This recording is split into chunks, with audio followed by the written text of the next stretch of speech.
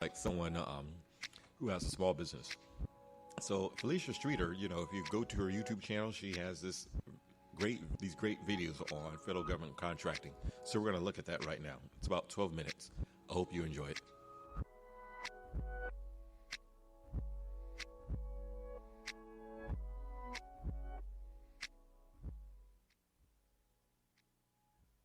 Why you should get into government contracting as a minority-owned business. That's what this video is about today. I'm diving into the 5 things you need to know before you make the decision as to whether you will dive into government contracting or not. It doesn't matter whether you're just starting your business, you've already been in business for a while in the private sector, or you're just venturing off into government contracting. And this video is for you. This video is going to tackle exactly what you need to know before you make a decision about government contracting for your business. For the best government contracting and small business advice, make sure you subscribe to the channel, hit the notification bell so that you're notified every week when we put out a new video right here on the channel every Thursday. And we go live too sometimes.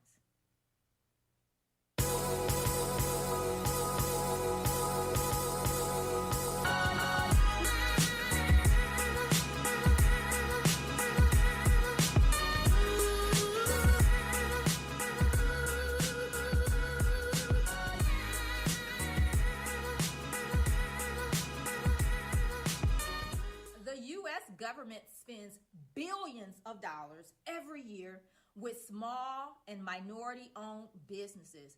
If you're not in the government contracting game, you're leaving money on the table. What I'm about to share is intended to help you better understand the benefits of being a minority-owned and small business as a government contractor. The first thing I want to share with you is set-asides. So what are set-asides? Set-asides, basically, in a nutshell, is that you have a particular certification. Here we're talking about minority businesses, small businesses. So we're talking about the various certifications. If you have one of the certifications, the government have categories of which they set money aside, contracting dollars each year based on those categories. Okay, so let's talk about the categories that we're going to cover here today as it relates to minority-owned businesses. We're talking about at the state level, we're talking about your minority business enterprise certification. We're talking about your DBE, disadvantaged business enterprise certification. We're talking about your MWBE, your woman minority business enterprise certification. And then also at the state level, you have a state hub certification. So we're talking about those types of certifications that are given to minority-owned businesses, as well as the small business certification. At the federal level, we have your WOSBE, woman-owned small business. We have your, EDWOSB, which is your economically disadvantaged woman-owned small business. You also have small business. You also have service disabled vet and the veteran certifications, okay? Now, also at the federal level, we have what we call the federal hub zone certification as well. And then the other one that everyone comes to me about, in most cases, if you're coming to me, you're just getting started in government contracting and you're not ready for it anyway, but it is the 8A program. So I did want to throw it out there in case you heard the name. Yes, I know about the 8A certification, but if you're just getting started, that's not something you want to look at yet. So I don't want to spend time here on this video with you guys, and it's not something that's going to serve you right now. Okay, so we're talking about your state level certifications as well as your federal, and you need to know the difference because it will relate to your customer, which certifications you need to have and who accept those particular certifications. Okay, so let's talk about the steps to applying before I dive into some numbers and statistics for you, because I know you want to know the actual numbers, right? Okay, So the steps to becoming able to do work at the federal level is: one, you need to get registered in the SAM registration. Step one. Step two is, of course, you apply for any certifications for which you have. Now, here's the thing that a lot of people miss out on, and some states are different than others, but they do require a 2-year minimum of being in business in some cases. Again, each state is different. They're ran separately, so you do have to check with your local state agency and see what all of the requirements are.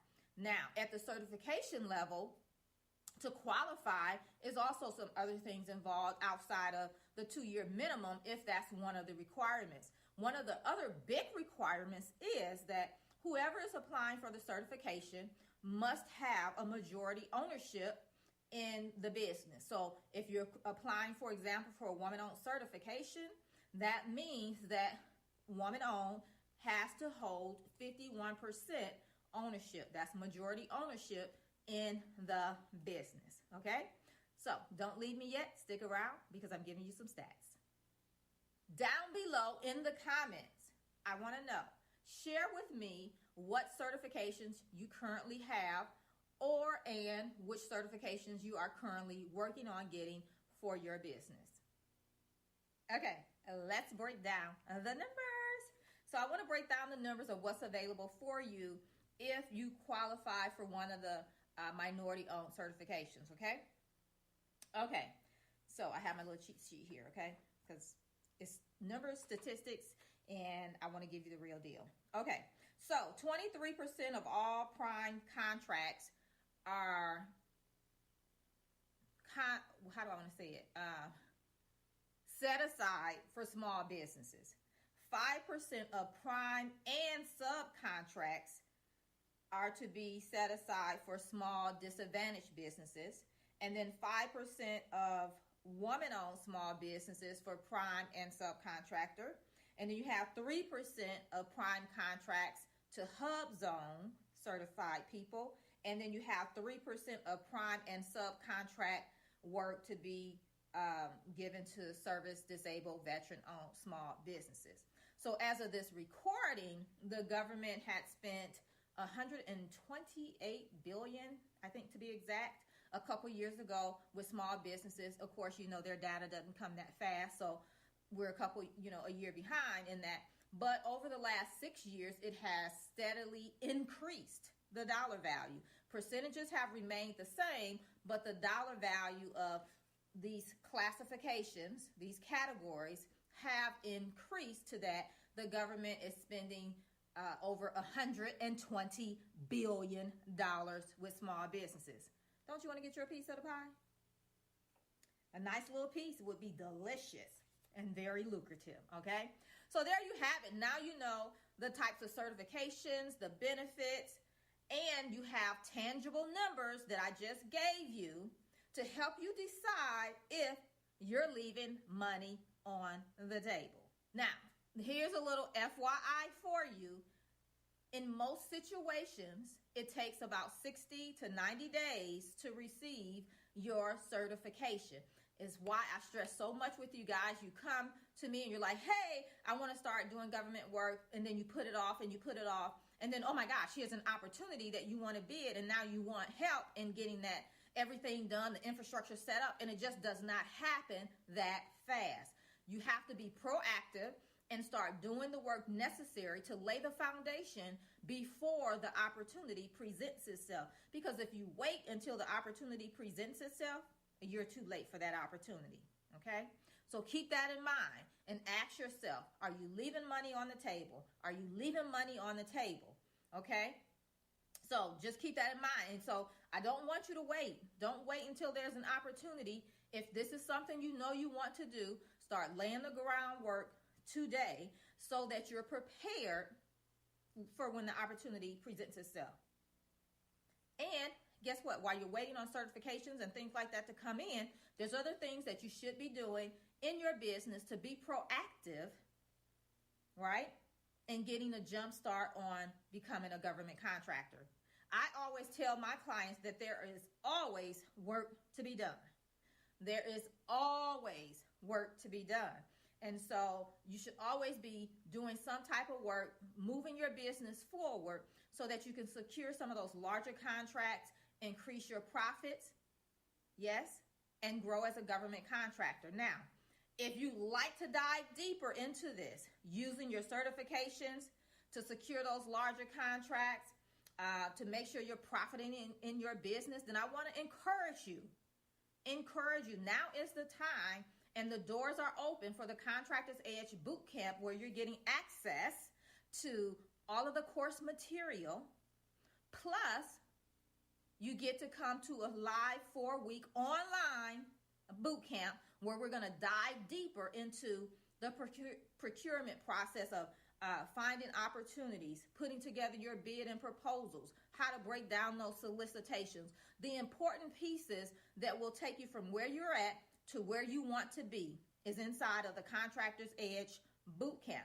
So make sure you go check it out. I'll definitely put the link below, and it's over at FeliciaStreeter.com/bootcamp. If you like this video, make sure you hit the subscribe button and turn on the notification bell so that you're notified when new videos come out, when I go live here on the channel. And I encourage you, this is a time of service. Share this video with someone that you know is a small business owner, because here's the thing, the government buys everything, just about. The only thing I said they really don't purchase is the people, the soldiers, right? They don't purchase those, but they buy everything to support them, okay? So if you know someone, don't you qualify them for government contracting. Let them qualify themselves through the processes and free resources that I have, or they can ask me and I can help them in determining if government contracting is viable for them. But don't you decide that, because you just may not know enough about their business. So use this time as a time of service and share this out at least to a couple of other small businesses in your spectrum, okay? All right, so until next time, I'll see you right back here. Bye for now.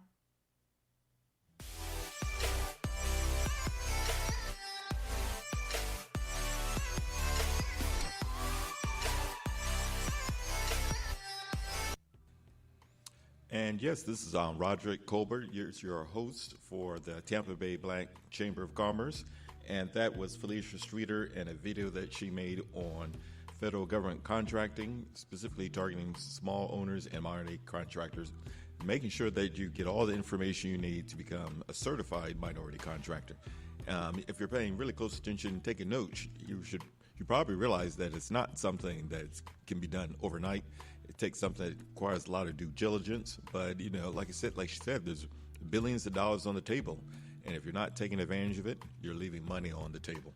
And if you're leaving money on the table, that means that somebody else can get it. Okay, so next up, our next video is also about another interesting woman who's doing really great things. Her name is Rosalind Brewer. She's an American businesswoman serving as the current CEO of Walgreens Boots Alliance. And that's the corporate head for a Walgreens company.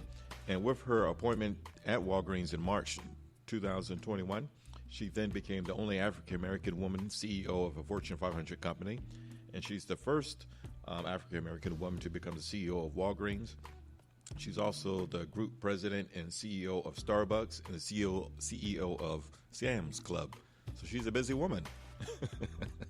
So let's take a look at a video that it's an interview, 7-minute interview that she had with network television. And her name is Rosalind Brewer. Goes by Roz. I have a cousin named Roz, and her name is Rosalind too. Sometimes we use our voices by saying, we belong here. Get used to us. As a leader in her first company, sales grew to more than $1 billion. It was forward thinking. When Roz Brewer took the reins at her next, Sam's Club, she modernized the business and boosted profits. Then she stepped in as COO of Starbucks and overhauled the way they treat their customers. But all that Brewer will be headed to Walgreens and will become its CEO. was just a warm-up. You're joining Walgreens in the middle of a pandemic. That's a lot of pressure. This wasn't like an easy entry. Not at all. But this came to me, and I said, this is a time for me to step into something that I've always wanted to do, and that's to have impact, make change happen, lead something that would leave an impression on people's lives. And as I've seen people, get their first shot, and they look back at our pharmacists and they are crying and in tears, I know I've made the right decision. At 59, Roz Brewer is a wife, mother of two, and now the CEO of the largest company ever run by a black woman. Have you ever been told that you actually have advanced because of your race? I have had several similar comments to that, as if I'm a token. I have had that. I've had the comments that, you're not as smart as you think you are. I've had a lot of those, Hoda. I refer often to a situation where I was at a meeting just for CEOs, and I had one gentleman ask me constantly, what did I do for a living? Almost like, why are you here, right? He must have asked me 20 questions like marketing, like sales, no. It was so funny because I happened to be the keynote speaker for the private luncheon. I assumed my position on the stage, and I just saw his face just totally drain. I feel as if I'm going to teach a couple of lessons, through this, and I'm going to be my best. That drive was instilled at an early age. Brewer grew up in Detroit, the youngest of 5 kids. Her parents worked the assembly line at General Motors. Your parents didn't go to college, but they wanted to make sure that all their kids did. How did they make that clear to you that that was the plan? Absolutely. It was from day one. It was not, there was no other option. My dad worked 3 jobs, but for every event that I had in my life, he was always there. And I remember one event where I thought I was going to get, the gold ribbon, and I ended up getting an honorable mention. And I remember feeling guilty because I was like, he left work early, one of the 3 jobs, and all I got was an honorable mention. And it broke my heart, but he was so proud. Things that happened in these buildings. Brewer studied chemistry here at the prestigious Spelman College, forging a lifelong connection to the institution and a mission to pay it forward. So it's your mom, your dad, and Spelman. Absolutely. My mom, my dad, and Spelman College. Brewer's father, who beamed even at the honorable mentions, wouldn't live to see his daughter earn that diploma. He died 6 weeks before graduation. How often do you think about what he would be thinking of you? Like in this moment, maybe? Oh, my God. I clearly know he would be quite excited. He would be. I think about that a lot. In the face of daunting odds, Spelman women persevere. The first black woman is a phrase that most often precedes her name. But for Brewer, that just means she has more work to do. Well, what did they do? What did they do? In 2018, a Starbucks manager called the police after 2 black males sat without ordering. Brewer, the company's COO, sprang into action. You dove into that one headfirst because to you it was personal. It was very personal. I saw these 2 young men, and what really struck me was they were the same exact age as my son, John. This could have happened to him. Wow. What'd your son say? Well, he texted me right away because, this hit black social media before it hit anywhere else. And he texted me, he said, Mom, you have to get after this right away. We had a very constructive meeting. Starbucks did something you don't hear very often. They said they were sorry, and within a month, closed 8,000 stores for racial bias training. What might have been a public relations disaster became Brewer's triumph. It does seem like you were put in these positions and situations. And do you believe that there's some divinity here? I do think it is because I'm not on that mission. I'm somebody's mom, I'm somebody's wife, and I'm somebody's leader. But I'm not that activist. So I feel like this is divine order. The world is before you, and you need not take it or leave it as it is. Make it different than when you came in. That is my guiding compass. To that end, when will she feel her work is done? Likely never. Likely never. I see so many ills that still, need energy and need a voice. And I hope that I can still be that person. to make change happen. I really hope so. I mean, weirdly, if I weren't working here, I kind of wanted to work at Walgreens.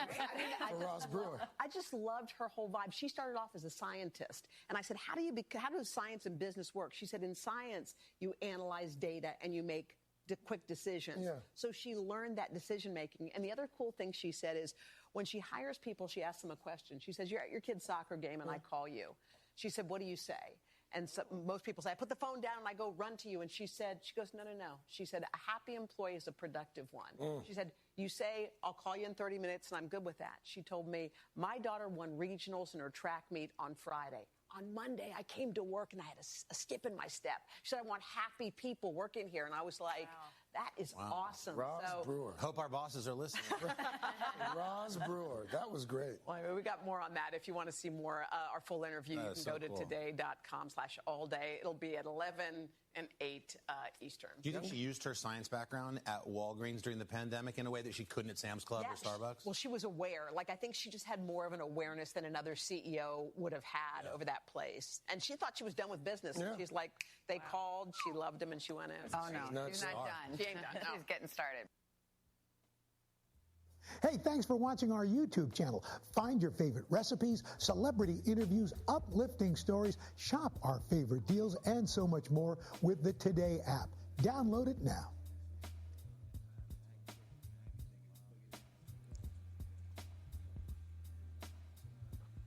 Wow, that was very inspirational to see what Rosalind Brewer has been able to accomplish in her lifetime, moving from Spelman College to, I don't know if it mentioned there in the story, but she also was a graduate of the University of Chicago and the Wharton School of Business, and was able to really create a really fascinating career up to lead a Fortune 500 company.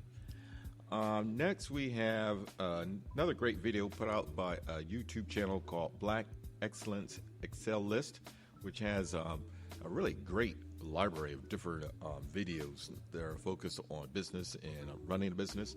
This particular video is called Building a New Business with Business Credit. Evidently, it's sponsored by, or they're featuring a app called Divvy, which calls itself the number one-stop shop financial platform that combines the world's smartest business credit card, expense management, and pay system. That's what it says. I'm not promoting it. I'm just telling you that's what it says, because they mention it quite a bit in this video. But anyway, they feature a 15-step guide explained in 30 minutes, building a new business with business credit. So let's check it out. It's about 30 minutes.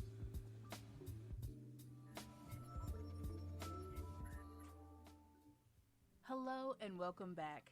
In this Black Excellence presentation, we will guide you through the 15 steps to starting a business and build business credit. Before we get started with this presentation, we would like to highlight that we partnered with Divvy Business Credit to bring you this step-by-step guide. So what we have put together is a 30-minute educational and tutorial that is designed for future entrepreneurs, as well as seasoned businessmen and women who not only want to start a business, but also want to build business credit. We recommend this video only for those who are serious about starting a business and those who are willing to invest their time and money in achieving that goal. You can apply for Divvy Business Credit today. Easy application, easy approval, high credit lines. Use the link in the description box below. There's a lot to think about when you're starting your own small business. And if that has always been a lifelong goal of yours, but you don't know how to get started, then this video is for you. Gaining the knowledge or even the confidence to start a business can be fleeting, but we have put together an easy step-by-step guide to not only build a business, but also to establish a company that has its own business credit. We are confident that this will give you the guidance you need to set up a legitimate legal business and one that can stand on its own without a personal guarantee or using your own social security number when it comes to establishing a business credit profile. Also, to help simplify things, our highlighted use case will be a fictional and completely random company named Blue Bear Trucking. The three owners are going into the transportation business with a focus on doing short runs for local furniture companies. In this original Black Excellence video, we will be featuring a step-by-step guide for starting a business and building business credit. So without further ado, let's get started. Number 1. Write a business plan. Having a plan is incredibly important, which is why we highlighted this as the very first step. Just like you would begin any important project or endeavor with a fresh perspective, you want to start by writing down your objectives and goals. An organized business plan is your roadmap to success and can be updated as your business grows. Your business plan helps you get organized, identify goals, articulate what makes you different from your competition, and helps you identify potential obstacles down the road. Writing a business plan may seem like a lot of work, but do not be intimidated. You can start with a very simple plan, but the point is to simply get started with one. Key tip: there are plenty of business plan templates and work docs online, even very simple ones, to help you get organized and on the right track. Alex, Larry, and Sherry want to ensure that the three of them are on the same page and in sync as they embark on starting a business. They are very confident that they want to go into the trucking business together, but they drafted a business plan to outline what to expect for expenses, as well as potential monthly revenue. Sherry found a business plan template online at incorporate.com. It is a fillable PDF that allowed them to just fill in the blanks, print, and save for later. As the team went about working on their business plan, they were able to lean upon their combined experience as truck drivers to estimate their startup and monthly expenses while identifying each other's strengths and weaknesses. They decided they would lease their trucking fleet, with Larry and Alex driving the loads while Sherry works the back office. Number 2, choose a business structure to legally establish your company. Choosing a business structure is a key first step in starting a business. Operating a properly structured corporation helps set boundaries between your personal assets and business liabilities. The legal structure you choose for your business will impact business registration requirements, how much you pay in taxes, and your personal liability. You must determine whether you want to establish your company as a limited liability company or a corporation in the form of an S Corp or C Corp. Key tip: if you need guidance, don't hesitate to consult an experienced business owner, an attorney, or an accountant. The three owners of Blue Bear Trucking decided to set up as a limited liability company to take advantage of the benefits of both the corporation and partnership business structure. An LLC protects them from personal liability, as well as protecting their personal assets, such as cars, houses, and savings accounts. In case of a bankruptcy or lawsuit, an LLC will mitigate their risks. With an LLC, Blue Bear's profits and losses can get passed through to their personal income without facing corporate taxes. And for added assurance and protection, the team signed a partnership agreement as a formal contract between the parties on how they will jointly manage and operate their new company. Number 3, register with your Secretary of State or other state agencies.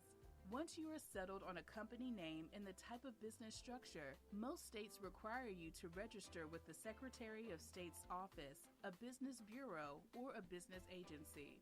To register your business with these agencies, some states may allow you to register online, or you may be required to file your paper documents in person or submit via postal mail. Key tip: it is very important to register a physical address and not your home address or post office box. If you do not have an actual physical place of business or brick and mortar, we recommend you register for a virtual address through Regis or DaVinci. Since the owner-operators live in Atlanta, Georgia, they went online and visited the website for Georgia's Secretary of State and created an account for the Georgia Corporations Division. Sherry performed a search on the business name to ensure it was available, then proceeded with completing the online application for creating a business. Along with creating and filing their articles of incorporation, there was also a requirement to pay the Georgia Secretary of State's filing fee of $50, all of which was done online. Number 4, Get a federal tax ID number or EIN. Your employer identification number should be secured immediately after you register your business with your state. The EIN is a unique 9-digit federal tax ID number that can be described as the Social Security number for your business. You will need an EIN to be recognized as a legitimate entity in this business building and credit building process. The IRS administers the process and will assign this number to your business, as it's often referred to as a taxpayer ID. You need your EIN to file and pay federal taxes, hire employees, open a bank account, apply for business licenses and permits, and ultimately to apply for business credit. The IRS provides you 4 ways to obtain your EIN. You can fill out an application online, you can call the IRS directly, or you can complete the appropriate form and submit by U.S. postal mail or by fax. Key tip: ensure that when you register for your EIN with the IRS, that you are using the same physical address for your business that you use when registering with your state. Alex applied online at the IRS website during their business hours and was able to secure the EIN for Blue Bear Trucking in less than 5 minutes. Number 5, create a logo and a strong brand identity. In an increasingly crowded market, your brand will represent how people know you and recognize your business. Your brand is how your existing and potential customers perceive and believe about the reputation of your company. Your brand identity will include your business name, company logo, business cards, company colors, and anything visual about your business. Altogether, this builds the identity, personality, and character of your business. Your brand will not only be what makes you different from your competition, but it's also the difference that your product or services makes in the customer experience. Key tip: branding is the art of storytelling and standing out.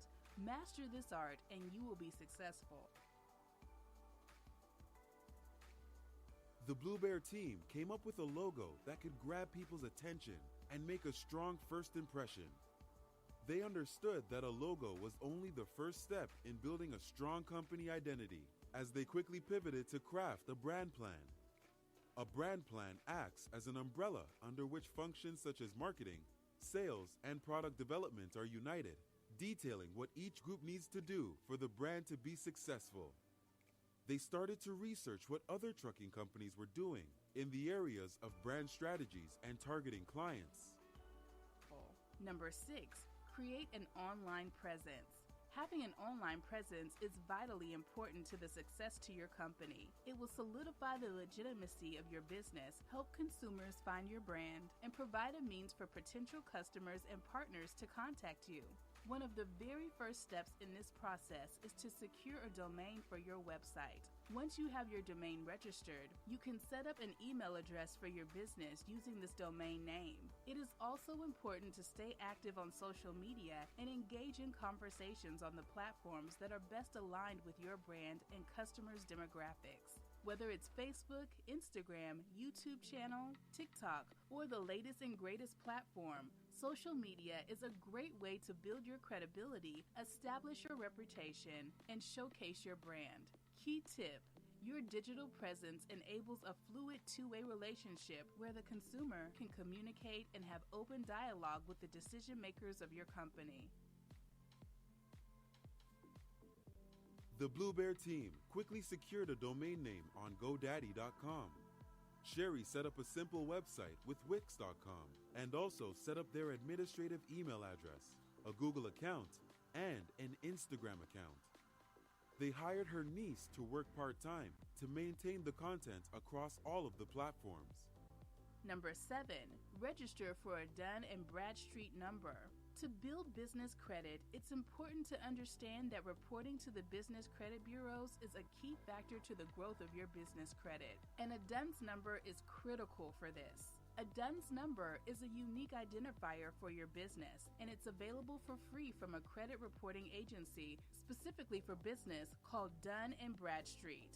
This will be the number some lenders and potential business partners use to report trade lines on your business's credit profile, or it's the credit agency that other businesses will use to check your business credit profile.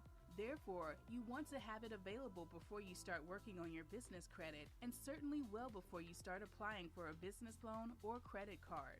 Bear in mind that a DUNS number is different from your federal tax ID or EIN number. Although it can be thought of as another social security number for your business, a DUNS number is used for business credit reporting purposes, whereas an EIN is issued by the IRS and used for tax identification purposes. Although both are used for business credit reporting, an EIN is mandatory to running a legal business. A DUNS is mandatory for building business credit. Applying for a DUNS number is a simple process, but it does require you to first establish your business as a legal entity with your state.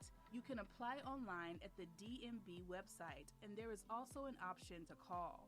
Key tip: for your business credit, the three major credit reporting bureaus are Equifax, Experian, and Dun & Bradstreet. Equifax and Experian use your EIN. Dun & Bradstreet uses your DMV number. Sherry went online and completed the application for a DUNS number with Dun & Bradstreet. She received the number in a week or two. She applied and was approved for a handful of commercial accounts and vendor accounts that reported Blue Bear's payment history to Dun & Bradstreet. Other accounts reported to Equifax and Experian through the company's EIN. In any event, Blue Bear started to build its business credit profile across all three commercial credit reporting agencies methodically and successfully. Number 8, open a business bank account. Open a business account when you're ready to start accepting or spending money as your business. A business bank account helps you stay legally compliant and protected. It is also very important to keep your business funds separate from your personal funds and start to separate your business dealings from your personal from the very start. Key tip: if your credit union offers business accounts, we recommend you consider it over a larger commercial bank. The smaller the bank, the better for small businesses. Blue Bear Trucking opened up a business checking account with the local credit union. The three owners each had prior bank accounts there and had a strong relationship with the staff there. Number 9, apply for licenses and permits at the federal, state, and local levels. Many small businesses and even home-based businesses need a combination of licenses and permits from both federal, state, and city agencies. This step may or may not apply to you, but it's important to at least do your due diligence. Let's first focus on the federal level. Depending on the type of business you are going in, you may need a federal license or permit if your business activities are regulated by a federal agency. At the state level, states actually tend to regulate a broader range of activities than the federal government, and the industry requirements often vary from state to state. Visit your state's website to find out which permits and licenses you may need. At the local level, you'll have to do some research on the county and city regulations. You can find out about registering your home business by visiting your city or county's website or by simply giving your city or county offices a call. Key tip: starting a business without a license could expose you to legal hassles and/or penalties later down the road. Because of the potential risk, stay in compliance and maintain any licenses, permits, and certificates your business receives. The good news is that in most cases, you'll fill out an easy form, pay a fee, and you'll be in business. Starting a trucking business is a little more complex than most.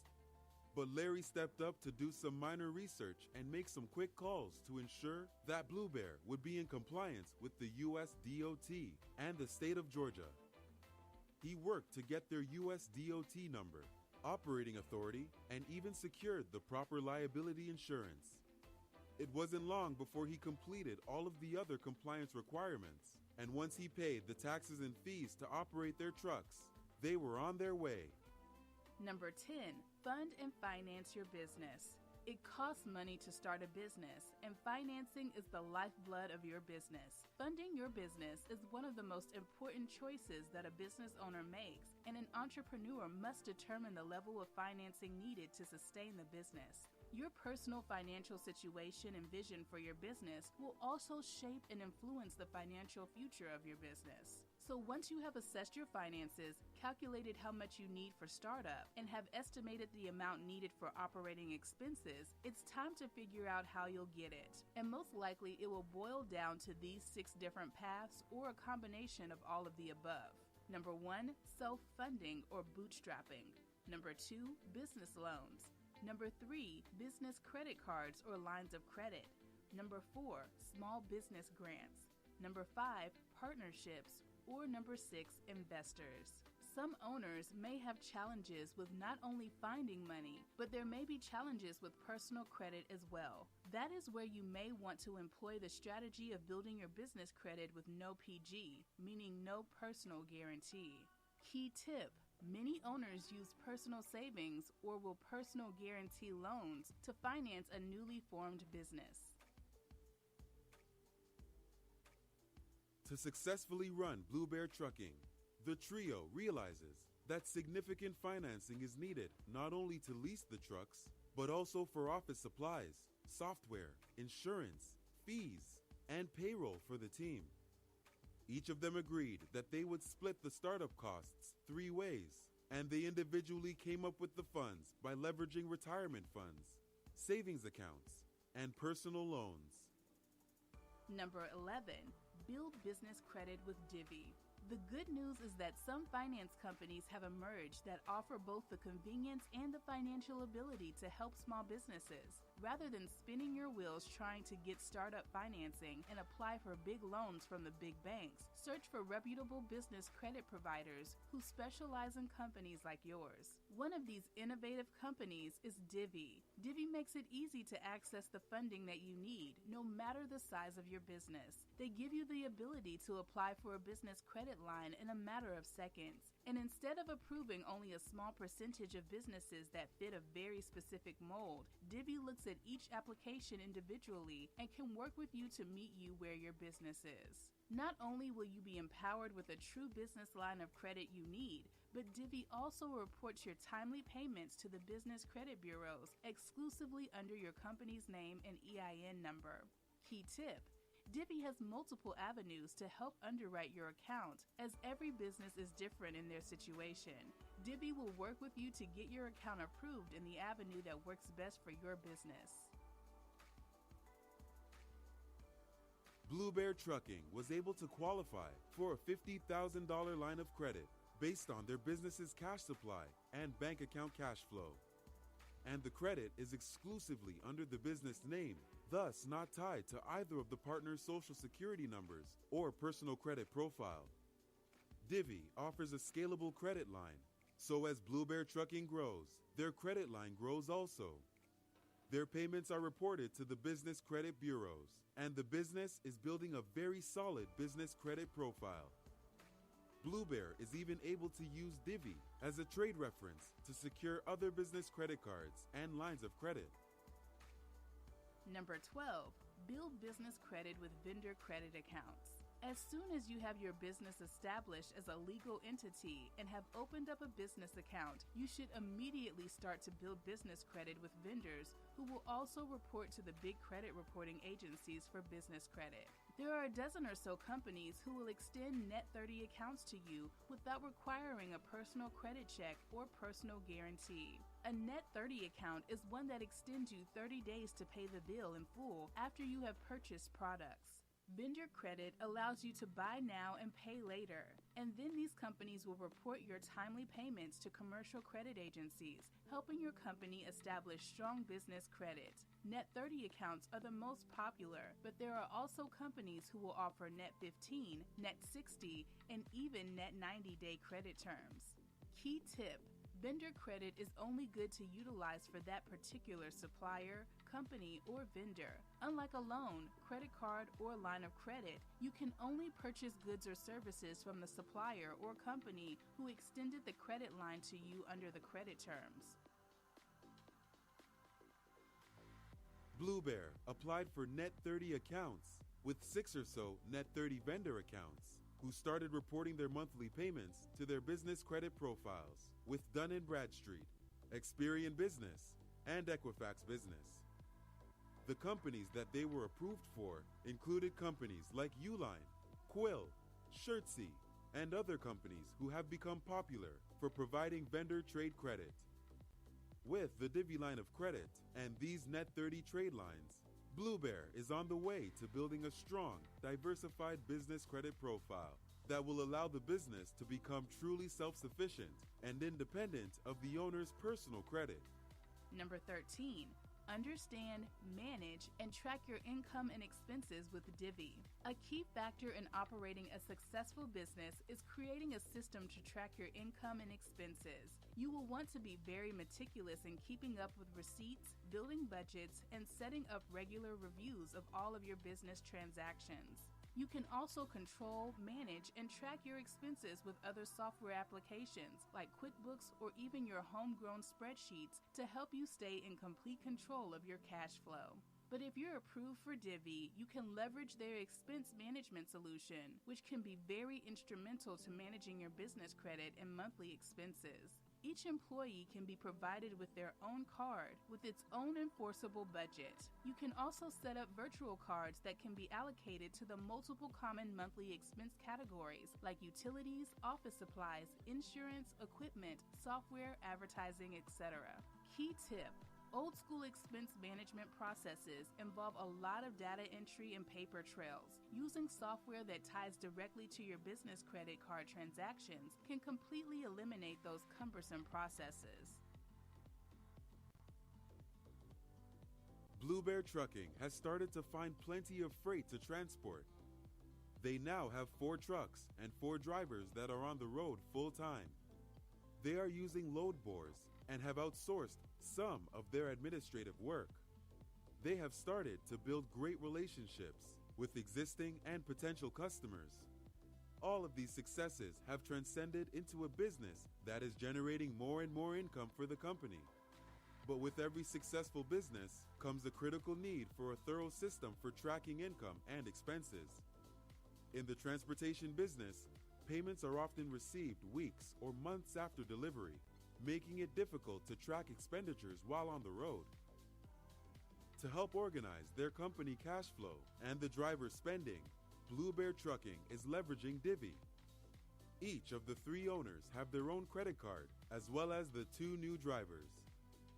Sherry has set up virtual cards for tracking the company's different categories of monthly expenses and is able to track Blue Bear's spending in real time. With Divvy, they are not only saving huge amounts of time and money, but the spending limits they placed on each card prevents the drivers from overspending on fuel, meal, and travel costs. Number 14, pay on time every time to build an excellent business credit profile. As financing is the lifeblood of a new trucking business, credit is the lifeblood of financing. If you had a bad credit history when you were applying for your initial funding, you already understand how difficult and or costly it can be to access capital. Once you've got your financing, be sure to never miss a payment. If your credit takes a hit, it could impact your ability to get any new financing going forward, and you might have to pay a higher interest rate on your existing loan. This can hurt your business more than you can imagine. Key tip: most of your big banks will not offer business credit without a personal guarantee or personal credit check. But there are new fintech companies like Divvy who can offer you scalable business credit that increases with good payment history. As part of the culture of Blue Bear Trucking, the owners have made it top priority to meticulously manage their expenses and income. It is also of the utmost importance that they pay all of their bills and credit payments on time, every time. This regimen has garnered them huge business success and profitable partnerships while helping them build business credit that is totally independent of their personal social security numbers or personal credit. Soon, the company will be able to transition from leasing their fleet to buying their fleet of trucks using the company's EIN with no PG. With the help of Divvy and their 7 vendor credit trade lines, they will eventually be able to move on to securing business credit cards, bank loans, and other forms of business lines of credit only on the company's EIN and business credit profile. Number 15, build your team, market your product or service, and grow your business. Once you lifted your business off the ground and you have picked up quite a bit of momentum, it is now time to build your business team. Every business is different. Therefore, you will have to decide if it's best for your business and financial standing to hire or outsource to freelancers. In any event, you want to make sure you interview and hire trustworthy employees who are experts in the areas where your business lacks expertise. Once you have your team built out, you want to identify who your customers are and find ways to reach out to them through a solid, innovative marketing plan. You should define, experiment with, and execute fresh marketing tactics, doubling down on those that work and abandoning those that are found to be the least effective. Stay consistent in advertising to new and potential customers, but always give attention to existing customers. Not only do existing customers become a sustainable income source, but they also become a marketing channel in and of themselves, since they become your biggest brand ambassadors. Key tip: every step of the way as your company grows, measure your progress against your mission statement and your company goals. Stay on task with your action list and appreciate every little step toward your business goals. Fail early while the stakes are low. Be patient and learn from your mistakes. As part of their marketing strategies and growth plan, the owners of Blue Bear Trucking started by defining who they were and what they wanted to focus on doing. They spent quite a bit of time highlighting what makes them stand out from other trucking companies, and that helped them drill down into their unique selling proposition. Blue Bear Trucking was able to plan for success by establishing realistic business goals with deadlines both on the long term and short term. They made baby steps towards their goals, breaking down their action list and tasks into bite-sized pieces. Slowly but surely, they were able to identify new clients, solidify relationships with existing clients, increase their loads, grow their fleet of trucks, hire more dependable drivers, drive up their revenue, and build a business credit file that was able to sustain the company for years to come. We appreciate the fact that you stayed with us until the end. Thank you for spending time with us, and don't forget to like this video. Also, make sure you subscribe so that you never miss a video. Bye for now. We will see you tomorrow.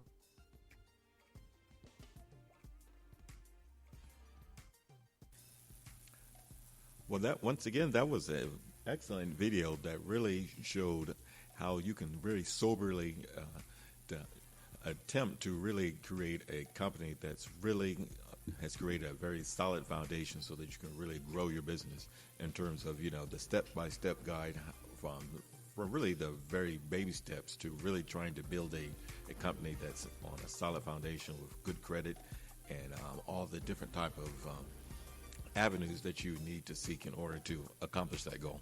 So once again, the name of that YouTube channel is called Black Excellence Excel List, and it has a number of really excellent videos specifically targeted to black business owners. Really, any business owner can really benefit from the information, but it's targeted to black business owners. And then last but not least, we also have a final video that features Melody Hobson and her husband, George Lucas. But she's certainly an accomplished woman in her own right. Melody Hobson is an American businesswoman who is president and co-CEO of Ariel Investments and the chairwoman of Starbucks Corporation. She is the former chairwoman of DreamWorks Animation, having stepped down after negotiating the acquisition of DreamWorks Animation SKG, incorporated by NBC Universal in August 2016. In 2017, she became the first African-American woman to head the Economic Club of Chicago.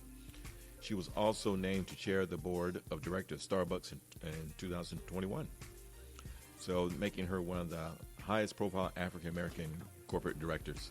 So for our last video here, we're featuring a very short video that features both Melody and her husband, George Lucas, as they're receiving this really prestigious award. But the speech that she gave is just phenomenally inspiring. So let's check it out.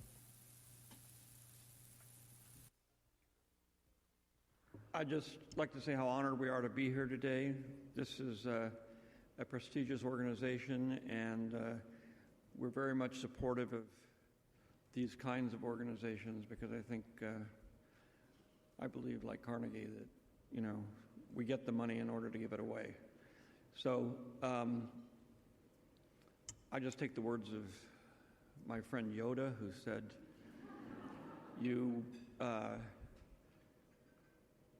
everyone has the Force in them, everyone. And there's two sides to the Force.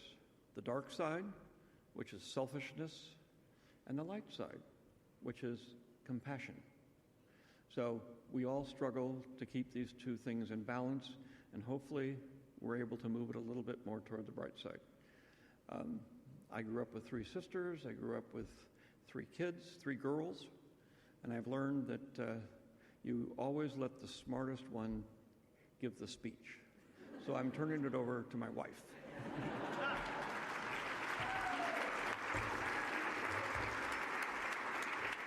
I have to say, you did pretty good. That's a lot more words than normal. We are certainly honored to receive this award. It's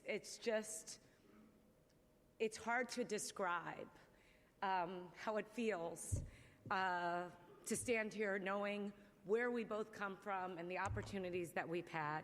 But the fact that Andrew Carnegie himself created a foundation dedicated to the advancement of teaching and that we're being recognized for our work in education is certainly something that means a lot to us and brought us here. As many people know, I grew up the youngest of 6 kids in Chicago. My mom was a single mom. I went to school on the East Coast. I was very fortunate to go to a great school and great schools. And then I've spent my entire career in the world of finance. And George grew up in Modesto, California. He went to school on the West Coast. And he made some movies some of you may have heard of. And one of the things that we always think about, how did these two people come together?